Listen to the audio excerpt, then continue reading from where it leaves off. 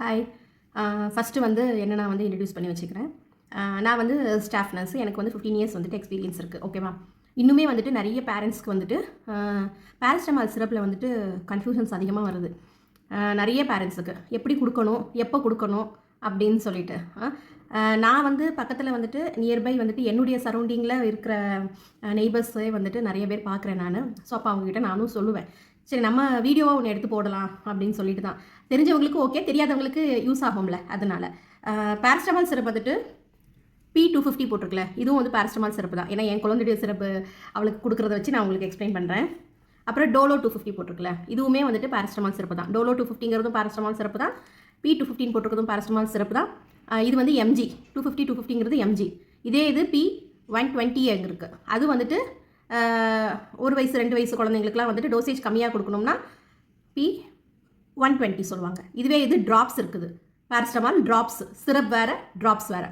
Drops வந்துட்டு 1 வயசுக்குள்ளே இருக்கிற குழந்தைங்க, 6 மாதம் 7 மாதம் 8 மாதம் குழந்தைங்களுக்குலாம் வந்து ட்ராப்ஸ் வந்து சொல்லுவாங்க. சரியா? மெயினாக நீங்கள் பார்க்க வேண்டியது வந்துட்டு இந்த P250, அப்புறம் இந்த டோலோப்பர், இந்த மாதிரி பார்க்காம மேலே இருக்கிறத வந்துட்டு நீங்கள் பார்க்கணும். பேராசிட்டமால் அப்படின்னு சொல்லி சிரப் வந்து போட்டிருக்கான்னு சொல்லிட்டு அதை பார்க்கணும். கம்பெனி வந்து பார்த்துக்கோங்க. என் பொண்ணுக்கு வந்து அபெக்ஸ் கம்பெனியில் உள்ள பேராசிட்டமால் சிரப் கொடுத்தோம் அப்படின்னா டக்குன்னு வந்து ஃபீவர் வந்துட்டு கேட்கும். அது ஒரு பிராண்டு பொறுத்தும் இருக்குது. நிறைய பிராண்டில் வந்து பேராசிட்டமால் இருக்குது. ஸோ நீங்கள் அதையும் வந்துட்டு பார்த்துட்டு நீங்கள் அதுக்கேற்ற மாதிரி வாங்கிக்கோங்க. சரியா? இப்போ இது வந்து எப்படி கொடுக்கலாம் அப்படின்னா, ஃபீவர் வந்து வந்ததுமே வந்துட்டு நம்ம வந்து first day, second day, third day minimum டாக்டர்ஸே வந்து என்ன சொல்லியிருக்காங்கன்னா 3 டேஸ் பாருங்கள், அப்படி இல்லைன்னா 2 டேஸ் பாருங்கள் எப்படி இருக்குதுன்னு சொல்லிட்டு.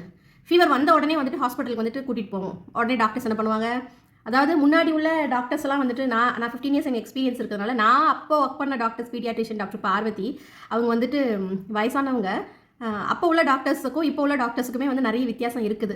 பேசிக்காக நானும் ஹாஸ்பிட்டலில் தான் ஒர்க் பண்ணிட்டு இருக்கேன். நான் எல்லா டாக்டர்ஸையும் நான் வந்து குறை சொல்ல வரல. நான் எடுத்ததுமே வந்து ஆன்டிபயோட்டிக் கொடுத்துட்றாங்க. எதனால ஃபீவர் இருக்குது, எக்ஸாமினேஷன் பார்க்குறதே கிடையாது. எதனால ஃபீவர் இருக்குது, ஏன் ஃபீவர் இருக்குது, எதுக்கு ஃபீவர் வந்துச்சு, எங்கேயாவது ட்ராவல் போனீங்களா, ட்ராவல் போயிட்டு வந்தீங்களா, இல்லைனா ஃபுட் ஏதாவது அவுட் சைட் சாப்பிட்டீங்களா, தண்ணியில் ஏதாவது குளிச்சாங்களா, வீட்டில் யாருக்காவது ஃபீவர் இருக்குதா, கொசு அதிகமாக இருக்கா, இந்த மாதிரிலாம் எக்ஸாமினேஷன் பண்ணுறாங்களா, கொஷின்ஸ் கேட்குறாங்களா அப்படின்னு தெரியல. ஃபீவர் இருக்கா, அப்படியா, சரி ஓகே, எழுது, இன்வெஸ்டிகேஷன், பிளட் இன்வெஸ்டிகேஷன் எழுது, ஒரு 5000 ரூபாய்க்கு எழுது, இந்த இன்வெஸ்டிகேஷனை பண்ணு, ஆன்டிபயோட்டிக் கூட கிளம்பு. இப்படி தான் நடந்துட்டு இருக்குது. நான் கூட ஒரு 2-3 ஹாஸ்பிட்டலில் என் குழந்தைய கூட்டிகிட்டு போகும்போது இப்படி தான் நடந்துட்டு இருக்குது. மேக்ஸிமம் நான் ஹாஸ்பிட்டலில் அவாய்ட் பண்ணிடுவேன். நான் ஒர்க் பண்ணுறதுனால எனக்கு தெரிஞ்ச பீடியாட்ரிஷியனுக்கிட்ட நான் வந்து ஃபோன் பண்ணி வந்து கேட்டுக்குவேன், எப்படி என்ன ஏதுன்னு சொல்லிட்டு. ரொம்ப முடியல அப்படின்னு ஒரு 3 டேஸ்க்கு மேலே ரொம்ப முடியல அப்படிங்கிற பட்சத்தில் நான் ஹாஸ்பிட்டல் நான் வந்து கூட்டிட்டு போவேன். ஓகேவா? இப்போ ஓகே, அடுத்து இப்போ பேராசிட்டமால் சிரப் எப்படி கொடுக்கலாம்? ஃபீவர் வந்துருச்சு, குழந்தைக்கு ஃபீவர் வந்துருச்சு, என்ன பண்ணலாம்? Debit sponge. டெபிட் ஸ்பெஞ்ச் தான் ரொம்ப ரொம்ப ரொம்ப மஸ்ட்.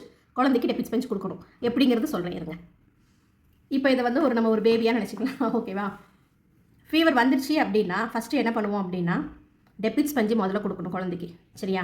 நெஞ்சை எப்போவுமே வந்துட்டு கவர் பண்ணிடணும். நெஞ்சில் வந்து தண்ணி படக்கூடாது. ஏன் அப்படின்னா ஃபீவரோட சில குழந்தைங்களுக்கு இருமலும் இருக்கும். அந்த டைமில் நம்ம வந்து ஈரத்துணி எடுத்து நல்ல நெஞ்செல்லாம் தடவி கொடுத்தோன்னா சளி இன்னும் அதிகமாக ஆகும். அப்போ வீசிங் மாதிரி இன்னும் ஸ்டார்ட் ஆகும் அதிகமாக. ஸோ நெஞ்சை கவர் பண்ணிக்கோங்க. நல்ல ஈரத்துணி, நல்லா ரன்னிங் வாட்டர், அதுக்குன்னு கொதிக்கிற தண்ணி எடுத்து டெபிட் ஸ்பெஞ்ச் கொடுக்கக்கூடாது. Tap water, clean water, running water, normal room டெம்பரேச்சரில் இருக்க வாட்டரை எடுத்துகிட்டு நல்ல துணியை முக்கி, துணி நல்லா நீட்டாக இருக்கணும். நீட்டான ஒரு கர்ச்சீஃப் வச்சுக்கோங்க, இல்லைனா வைப்ஸ் இருந்ததுன்னா வைப்ஸ் வச்சுக்கோங்க. அதை எடுத்து நல்ல தண்ணியில் டிப் பண்ணிவிட்டு காலில், கையில், நல்லா கையெல்லாம் நல்லா 10 to 15 மினிட்ஸ் கொடுக்கணும். கையில் நல்லா தொடச்சி விடுங்க, காலில் தொடச்சி விடுங்க. அதுக்கு முன்னாடி நெஞ்சில் வந்துட்டு ஒரு சின்ன டவல் வச்சு கவர் பண்ணிக்கோங்க. இந்த அக்கில் 2 பக்கமும் வந்துட்டு துணி எடுத்து வச்சுக்கிறோம். ஈரமாக இருக்குல்ல, அந்த துணியை முக்கி இந்த பக்கம் ஒன்று, இந்த பக்கம் ஒன்று வச்சுக்கோங்க. அதேமாதிரி தொடக்கி இடையில ஒரு துணி எடுத்து வச்சுக்கோங்க, இந்த பக்கம் வச்சுக்கோங்க. அதாவது ஈர துணியை முக்கி 2 பக்கமும் சொல்கிறேன் நான், இங்கேயும் இங்கேயும். ஏன்னா இங்கெல்லாம் டெம்பரேச்சர் வந்து அதிகமாக ஆகும். வச்சுட்டு நெத்தியில், மூஞ்சி, பின்னாடி முதுகு, இந்த மாதிரி மாற்றி மாற்றி மாற்றி மாற்றி இந்த துணியை எடுத்து மாற்றிட்டு இப்படி தொடச்சி விடணும். உடம்புல ஃபுல்லு இப்படி தொடச்சி விட்டுட்டு சிரப் 5 ml சொல்லியிருக்காங்களோ, அதாவது P120ல் ஒரு குறிப்பிட்ட ஏஜ் குழந்தைங்க கொடுக்கணும். 2 வயசு 3 வயசு குழந்தைங்க, 4 வயசு குழந்தைங்களுக்குலாம் P120 கொடுக்கலாம். அதுக்கு மேலே 5 6 7 8 அப்படின்னா பேராசிட்டமால் சிரப் வந்துட்டு 250. அப்போ 250ங்கும் போது வெயிட்டுக்கு ஏற்ற எம்எல் சொல்லுவாங்க. இப்போ என் குழந்தைக்கு வந்துட்டு 5 ml கொடுக்க சொல்லுவாங்க. 5.5 6 7, ஏன்னா அவள் 15 kg தான் இருக்கிறா. வயசு பார்த்தீங்கன்னா 7 வயசு ஆகுது, 15 கிலோ தான். சில குழந்தைங்க 7 வயசில் 25 கிலோ 20 கிலோ குழந்தைங்க இருப்பாங்க. ஸோ அவங்களுக்கு வந்து எம்எல் வந்து ஜாஸ்தியாகணும். அதையும் வந்து மைண்டில் வச்சுக்கோங்க. சரியா? 5 வயசு குழந்தைக்கு இவ்வளோ எம்எல்ஆ, 6 வயசு குழந்தைக்கு இவ்வளோ எம்எல்ஆ அப்படி கிடையாது. வெயிட்டை பார்த்து தான் மெடிசன்ஸ் வந்துட்டு கொடுப்பாங்க. எம்எல் வந்துட்டு அதிகமாக இருப்பாங்க. டாக்டர்ஸ் வந்துட்டு இன்க்ரீஸ் பண்ணுவாங்க. ஓகேவா? நம்ம வந்துட்டு நல்லா இப்படி வந்துட்டு உடம்பெல்லாம் 15 மினிட்ஸ் நல்லா 10 to 15 மினிட்ஸ் நல்லா உடம்ப தொடச்சிட்டு ஃபீவர் வந்துருச்சா உடனே டெபிட் ஸ்பஞ்ச் கொடுங்க. எடுத்த உடனே பேராசிட்டமால் எடுத்து வாயில் ஊற்றாதீங்க. ஃபஸ்ட்டு டெபிட் ஸ்பஞ்ச் வச்சு நல்லா உடம்பெல்லாம் தொடச்சி விட்டுட்டு அடுத்தது சிரப் கொடுக்க ஸ்டார்ட் பண்ணிடுங்க. சரியா? 5 ml சொல்லியிருக்காங்களோ 4 ml சொல்லியிருக்காங்களோ அது 250 கொடுக்க சொல்லியிருக்காங்களோ mg இல்லைனா 120 கொடுக்க சொல்லியிருக்காங்களோ அது நான் 1 வயசு குழந்தைங்களுக்கு உடம்பு தொடச்சி விடக்கூடாது. 6 மாதம் 7 மாதம் 8 மாதம் குழந்தைங்களுக்குலாம் உடம்பு தொடச்சி விடாதீங்க.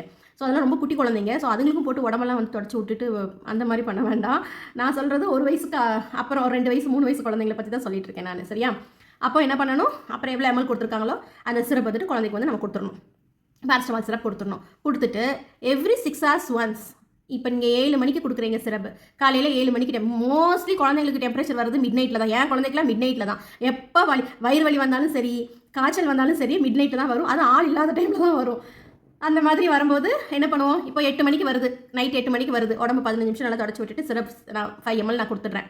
8 மணிக்கு கொடுத்துட்றேன். 9, 10, 11, 12, 1, 2 அடுத்து 2 மணிக்கு ஒரு டோஸ் கொடுக்கணும். குழந்தை தூங்குதில்ல, தூங்கட்டும், காலையில் பார்த்துக்கலாம், நம்மளும் தூங்கலாம் கொஞ்சம் நேரம் அப்படின்னு தூங்காதீங்க தயவுசெய்து. அப்படி விட்டுட்டீங்கன்னா அந்த ஒரு டோஸ் தான் நீங்கள் கொடுத்துருக்குறீங்க உடம்பெல்லாம் தொடச்சி விட்டுட்டு, அடுத்த டோஸ் நீங்கள் கொடுக்க மறந்துட்டீங்க, இல்லைனா குழந்தை தூங்குறா எழுப்ப வேண்டாம் அப்படின்னீங்கன்னா அந்த 2 மணிலேருந்து கரெக்டாக நீங்கள் 2 மணிக்கு கொடுக்குறதுக்கு முன்னாடி 1 மணிக்கே வந்து ஃபீவர் வந்து இன்க்ரீஸ் ஆக ஆரம்பிச்சிடும். அப்போ இன்க்ரீஸ் ஆக ஆரம்பிச்சிருச்சுன்னா திருப்பி 1, 2, 3, 4ன்னு சொல்லிட்டு காலையில் வர குழந்தைக்கு வந்துட்டு அப்படி டெம்பரேச்சர் இன்க்ரீஸ் ஆகிட்டே இருக்கும். இப்போ உள்ள இதில் முன்னாடி 99 தான் ஃபீவர், நாங்கள் 100 ஃபீவர். இப்போலாம் வந்துட்டு 100, 101 வந்தாலே வந்துட்டு பயப்படாதீங்க, ஃபீவர் இப்படி தான் வருது அப்படிங்கிற மாதிரி அந்த மாதிரி நம்மளுடைய பழக்க வழக்கங்கள் எல்லாம் மாறிடுச்சு. அதுக்கேற்ற சூழ்நிலைக்கு நம்மளுடைய உடம்பும் வந்துட்டு அதுக்கேற்ற மாதிரி ஆயிடுச்சு. அதனால் 103, 104லாம் போயிடுச்சு, டெம்பரேச்சர் போயிடுச்சுன்னா அடுத்து வரது வந்து ஃபிக்ஸ் தான் வரும். ஸோ நீங்கள் அதெல்லாம் யோசிக்காதீங்க. குழந்தை தூங்கிட்டு இருந்தாலும் பரவாயில்ல, 2 மணிக்கு ஒரு டோஸ் கொடுத்துடுங்க.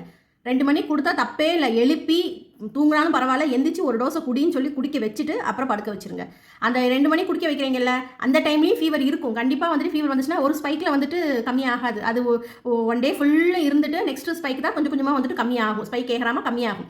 அந்த மாதிரி இருக்கும்போது நீங்கள் என்ன பண்ணணும், செகண்ட் டோஸ் கொடுக்கும்போதும் டெபிட் ஸ்பஞ்ச் கொடுங்க, எடுத்து உடம்பெல்லாம் தொடச்சி விடுங்க. அப்போ நீங்கள் 15 நிமிஷம் தொடக்க வேண்டாம். தூங்குது குழந்தை அப்படின்னா ஒரு 5 நிமிஷம், ஒரு 10 நிமிஷம் உடம்பெல்லாம் தொடச்சி விட்டுட்டு சிரப் கொடுத்துட்டு குழந்தை அழுதாலும் பரவாயில்ல கொடுத்துட்டு நீங்கள் வந்து படுக்க வச்சுருங்க. அப்புறம் நீங்கள் நிம்மதியாக நீங்கள் கொஞ்சம் ரிலாக்ஸ் ஆகலாம். நமக்கு மார்னிங் நீங்கள் இந்த மாதிரி கொடுத்து பார்த்தீங்கனாலே நல்லா இருக்கும். 2 மணிக்கு கொடுத்துட்றீங்களா, அடுத்து 3, 4, 5, 6, 7, 8 மணிக்கு கொடுக்கணும். குழந்தை 9 மணிக்கு தான் எந்திக்குது, 10 மணிக்கு எந்திக்குதா பரவாயில்ல, 1 or 2 hour பரவாயில்ல, ஏன்னா 2 o'clock நீங்கள் கொடுத்துருக்கீங்க. திருப்பி டோஸ் கொடுக்கும்போது பேராசிட்டமால் சிரப் கொடுக்கும்போது வயிற்றில் ஏதாவது சாப்பாடு கொடுத்துட்டு அதுக்குன்னு 2 குழந்தைங்க சாப்பிட்றதுக்கு 2 மணி நேரம் ஆகுது, 1 மணி நேரம் ஆகுதுன்னு அதெல்லாம் வேணாம். சும்மா ஏதாவது ஒரு 1/2 டம்ளர் பாலோ கொடுத்தாலும் ஓகே தான். கொடுத்துட்டு உடம்பெல்லாம் அதே மாதிரி தொடச்சி விட்டுட்டு மறுபடியும் வந்துட்டு சிரப் கொடுங்க. மறுபடியும் வந்துட்டு எத்தனை ml சொல்லியிருக்காங்களோ அத்தனை ml வந்து கொடுங்க. இந்த மாதிரி 6 hours அப்படிங்கும்போது அந்த 6 hours ஒன்ஸ், 6 மணி நேரத்துக்கு ஒரு திருப்பு, இந்த மாதிரி ஃபுல் டே இந்த 24 hours நீங்கள் கொடுத்தாதான் அந்த டெம்பரேச்சர் செகண்ட் டேல நீங்கள் ட்ரை பண்ணி பாருங்கள், கண்டிப்பாக வந்துட்டு வராது, ஸ்பைக் ஏறாது. நீங்கள் ஹாஸ்பிட்டலுக்கு உடனே தூக்கிட்டு போகணுங்கிற அவசியம் வராது.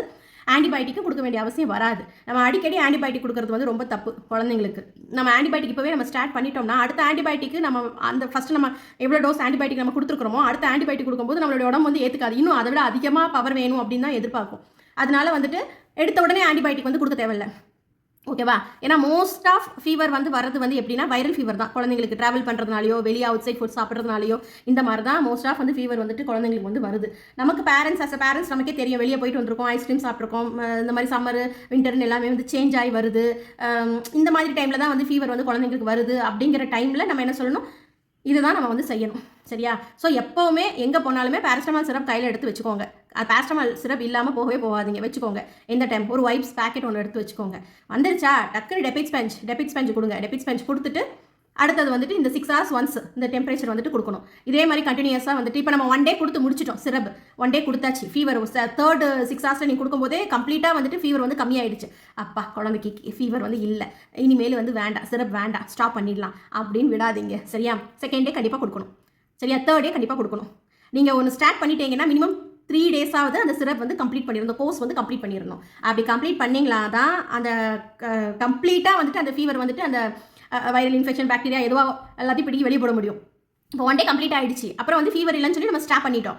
அடுத்து 2 நாள் 3 நாள் நல்லா இருப்பாங்க, சூப்பராக இருப்பாங்க, விளையாடுவாங்க. திருப்பி ஒரு 4வது நாள் டெம்பரேச்சர் மறுபடியும் ஸ்டார்ட் ஆகிடும். அப்போ நீங்கள் அந்த டைமில் வந்துட்டு மறுபடியும் வந்துட்டு இதே மாதிரி நமக்கு வந்து கொஞ்சம் சஃபர் ஆயிரும். நம்ம என்னடா இப்போ தான் ஃபீவர் வந்துச்சு, மறுபடியும் 4 நாள் கழிச்சு மறுபடியும் ஃபீவர் வருதே, நம்ம ஏதோ தப்பு பண்ணிட்டோமோ அப்படின்னு சொல்லிட்டு. ஸோ அது பண்ணாதீங்க, ஓகேவா? பேரஸ்டமால் மறுபடியும் வந்துட்டு தொடர்ந்து ஒரு 2 நாள் 3 நாள் கண்டினியூஸாக வந்து கொடுங்க. நீங்கள் கொடுத்துட்டு அதுக்கு அந்த 3 நாளும் நீங்கள் ஃபீவர் வந்து கம்மியாகலை, செகண்ட் டே நைட் ஃபுல்லு கொடுத்தும் ஃபீவர் கம்மியாகலை, 101 102 103 இதே மாதிரி தான் ஆகிட்டு இருக்குது, குழந்தை சரியாகவே இல்லை அப்படின்னா கண்டிப்பாக ஹாஸ்பிட்டல் கூட்டு போயிடணும். ஹாஸ்பிட்டல் கூட்டு போகாமல் இருக்கக்கூடாது, கண்டிப்பாக ஹாஸ்பிட்டல் கூட்டு போயிடணும். அதே மாதிரி நம்ம டெம்பரேச்சர் இருக்குது, குழந்தைங்களை அதையும் கவனிக்கணும். நல்லா ஆக்டிவாக இருக்கிறாங்களா, நல்ல ஓடி ஆடி விளையாடுறாங்களா, நல்ல ஃபுட் எடுத்துக்கிறாங்களா, தண்ணி ஃபீவர்லாம் வந்துச்சுன்னா தண்ணி கொடுத்துக்கிட்டே இருங்க, தண்ணி குடிச்சிக்கிட்டே இருக்கட்டும், நல்ல தண்ணி குடிக்கிறாங்களா, இந்த மாதிரிலாம் இருந்துச்சு அப்படின்னா பயப்பட வேண்டாம், குழந்தை நல்லா ஆக்டிவாக இருக்குது. சரியா? நம்ம மெயினாக வந்து பார்க்கணும் குழந்தை ஆக்டிவாக இருக்குதா, டெம்பரேச்சர் வந்து குழந்தை ஆக்டிவாக இருக்கா, அதை தான் நம்ம பார்க்கணும். நல்லா ஆக்டிவாக இருக்காங்களா, நல்லா ஓடுறாங்களா, நல்லா விளையாடுறாங்களா, நல்லா பேசுகிறாங்களா, சாப்பிட்றாங்களா, இதெல்லாம் தான் நம்ம வந்து பார்க்கணும். சரியா?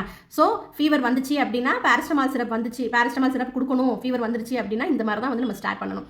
ஃபஸ்ட்டு 6 hours 3 days கம்ப்ளீட்டாக வந்து கொடுக்கணும். கம்ப்ளீட்டாக 3 days ஆகிட்டு சரியாக ஆகலை அப்படின்னா நம்ம ஹாஸ்பிட்டல் கூட்டு போகணும் நம்ம. சரியா? இது உங்களுக்கு வந்துட்டு கொஞ்சம் புரிஞ்சிருக்கும்னு நினைக்கிறேன். புரியல அப்படின்னா கமெண்ட் பாக்ஸில் வந்துட்டு ஏதாவது டவுட் இருந்ததுன்னா கேளுங்க. இன்னுமே வந்து நான் வந்து சொல்கிறேன். அடுத்தடுத்த வீடியோஸில் வந்துட்டு அடுத்த நம்ம ஹாஸ்பிட்டலுக்கு போகிறோம் அப்படிங்கும்போது ஹாஸ்பிட்டலில் சில விஷயங்கள்லாம் நடக்கும். என்ன மாதிரி இன்வெஸ்டிகேஷன்ஸ்லாம் வந்துட்டு சில டிசீஸ்லாம் வந்துச்சுன்னா இன்வெஸ்டிகேஷன்ஸ் நம்ம எடுக்கிறது, நான் ஏதாவது வந்து ஒன்று ஃபேஸ் பண்ணியிருப்பேன் ஹாஸ்பிட்டலில். ஸோ இதெல்லாம் எப்படி என்ன ஏது சில ட்ரிக்ஸு இதெல்லாம் வந்து நான் உங்களுக்கு வந்து சொல்கிறேன். நான் இப்போ இருக்கிற சிச்சுவேஷனில் ஹாஸ்பிட்டல் அப்படின்னாலே சொத்தை எழுதி கொடுத்துட்டு வெளியே வர வேண்டிய நிலைமைக்கு தள்ளப்பட்டு இருக்கிறோம். அதனால் அதெல்லாம் நான் உங்களுக்கு வந்து சொல்கிறேன். நான் அடுத்தடுத்த வீடியோஸில் ஒன்று ஒன்றா நான் வந்து சொல்கிறேன். ஓகேவா? தேங்க்யூ.